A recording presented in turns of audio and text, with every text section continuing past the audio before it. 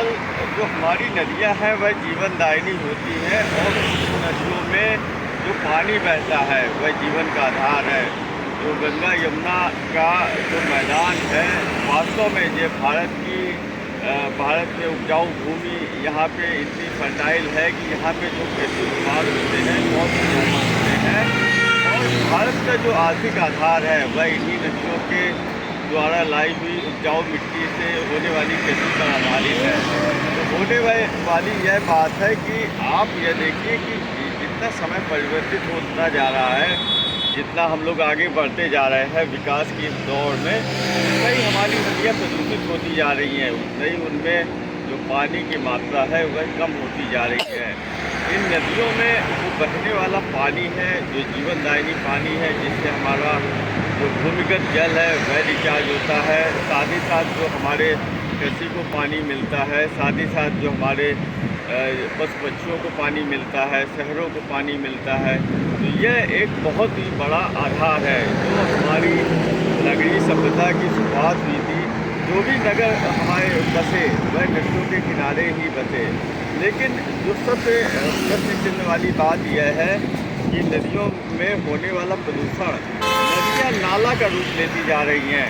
नदियों को हम लोगों ने डस्टबिन समझ रखा है। अब होता यह है कि पूजा पाठ की कोई भी सामग्री हो गई उसको हम लोग बांध कर नदियों में डाल देते हैं। नदियों को जिस सभ्यता का विकास ही नदियों के किनारे हुआ है और जिस संस्कृति में जल की महिमा महान मानी गई है, उस संस्कृति में हम लोग जल का इतना प्रदूषण करते हैं, ये सोचने वाली बात है। जल प्रदूषण की इतनी विविधता बढ़ गई है कि जो भी जागरूक आदमी है, जो भी जल प्रेमी है, जो भी आदमी सामाजिक सरोकार से वास्ता रखता है, वह नदियों की दशा को देखकर चिंतित हो जाएगा।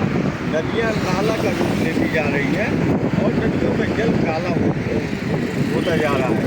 आप कभी कुछ जगह तो आप यह विवेक नहीं कर पाएंगे कि यह नदी का पानी है कि यह नाला का पानी है। आप यह देखिए कि होने वाला जो जल प्रदूषण है वह अपने आप में इतना सोचने का विषय है। आप यह देखिए कि जो भी हमारा जो नालों का पानी आता है, जो घरों का पानी आता है, वह भी कहीं न कहीं अनट्रीटेड होकर नदियों में मिला दिया जाता है, जिसके कारण नदियाँ, देखिए नदियों को बचाने का समय है।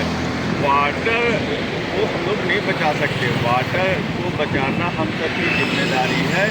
और वाटर का जो प्रमुख स्रोत है वह हमारे नदी ही, तालाब, पोखर, यही सब तो है।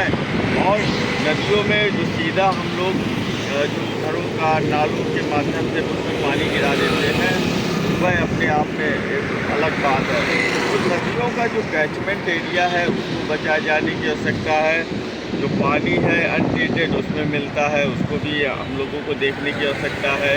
और नदियों को प्रदूषण करने की जो हमारी प्रवृत्ति हो गई है, हम लोग क्या थे और क्या हो गए हैं, और हम लोगों ने जो नदियों को एक डस्टबिन के रूप में ही समझना शुरू कर दिया, तो उसमें भी हम लोगों को सोचने की आवश्यकता है। जो भी हमारे घरों का पूजा पाठ की सामग्री हो गई या जो भी धार्मिक चीज़ें हो गए, उसको हम लोग डिस्पोजल का स्थानीय नदियों को मान लेते हैं। तो इसमें सोचने की आवश्यकता है कि नदियों में वह पड़ा रहता है, सड़ता नहीं है और प्रदूषण का एक बहुत बड़ा कारण बनता है। हम स्वयं ही अपने नदियों के प्रदूषण के लिए काफ़ी हद तक जिम्मेदार है। तो यहाँ पे एक जागरूक नागरिक होने के नाते ये सोचने की आवश्यकता है कि कम से कम हम लोग इस तरह के कृत्यों को ना करें। नदियाँ जीवनदायिनी है, नदियों के किनारे हमारी सभ्यता संस्कृति पल्लवित होती है और नदियाँ ही हमारे होने वाले भविष्य का आधार है। भविष्य में होने वाला जो भी युग होगा वह भी नदियों के जल के कारण ही होगा। तो नदियों की व्यवस्था को देखते हुए हम लोग इसके महत्व को और भी ज़्यादा अपनी वर्ष में योगदान दें और नदियों के प्रदूषण में अपने हम सहायक न बने। कम से कम तभी इस जो धरा है इसको हम बचा पाएंगे। जो पानी की मात्रा है, जो जल है, जो हमारे पुराणों में धार्मिक ग्रंथों में इसके महत्व बताया गया है, इसके कारण ही हम लोग इस चीज़ को मेंटेन कर पाएंगे कि जल ही जीवन है।